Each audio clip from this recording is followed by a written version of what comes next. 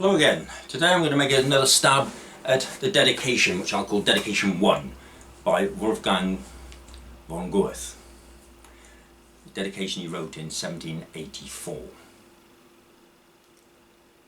The morning came, away its footfalls sent the gentle sleep that floated lightly o'er me. So, wide awake, out of my hut I went, and gaily up the mountain slope before me. At every stride I took, the flowers tender, brimming with dew, a pleasure were to see. The young day sprang to life in all its splendour, and everything seemed glad to gladden me.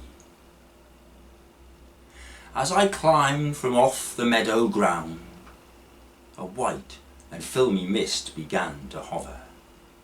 It came and went until it hemmed me round, then rose above my head and drifted over. The lovely scene I was no more beholding. It lay beneath a colourless, dark shroud. And soon, alone, the vapour round me folding, I stood within the twilight of that cloud. Suddenly, as if the sun were breaking through, inside the mist a clarity I sighted. Downward where I stood the vapour drew, round the woody peaks it rose, divided. Oh, how I hoped to welcome first the gleaming, made by the gloom it banished doubly bright.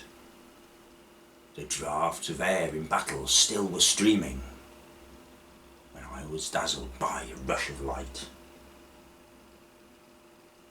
A moment, then I felt compelled to look. By some strange impulse of the heart's emotion, but more than rapid glances scarcely took, for all was burning like a molten ocean. Then, in a glory cloud that seemed to bear her, a godlike woman drifted through the air. I never did behold a vision fairer. And now she gazed upon me, floating there. Do you not know me? And her voice was soft as love and full of confidence it sounded. Do you not recognize the one who oft gave healing balm to you when sorest wounded? Ah, well you know her now, with whom forever your heart aspiring longs as one to be. Did I not see your tears, your heart's endeavour? Even as a boy you craved for me. Yes, I know you now, fondly I cried, and sank to the earth before her, all adoring. You brought me peace when passion's restless tide through my young veins like liquid fire was pouring. And you've cooled with your celestial pinions in the hot days of summertime my brow. You gave me the best gifts of earth's dominions. From you alone I seek my fortune now. I do not name you, but have heard you named. Have heard you called their own before by many.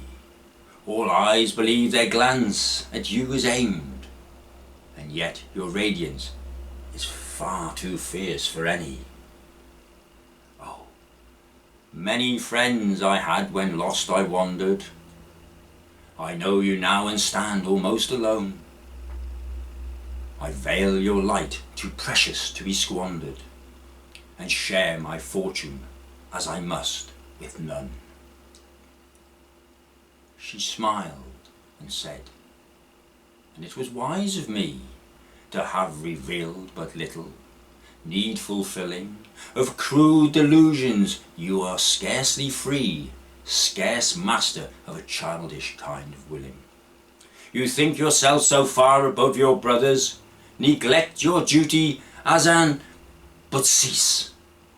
Who fixed the gulf between you and the others? Know yourself, live with the world in peace. "Forgive me," I exclaimed, "I meant no ill. Never for nothing open eyes I wanted. My blood is quickened by a joyous will. I know the worth of everything you granted. The good you nurse for others in my fashion I can and would not bury in the ground. Why did I seek the way with such a passion, if not to show my fellows what I found?" And as I spoke to her, across her face sympathy passed like breath across a mirror. In her attentive eye I then could trace what good things I had done and what in error. She smiled. At one my heart regained its lightness, the spirit in me leapt to rapture high.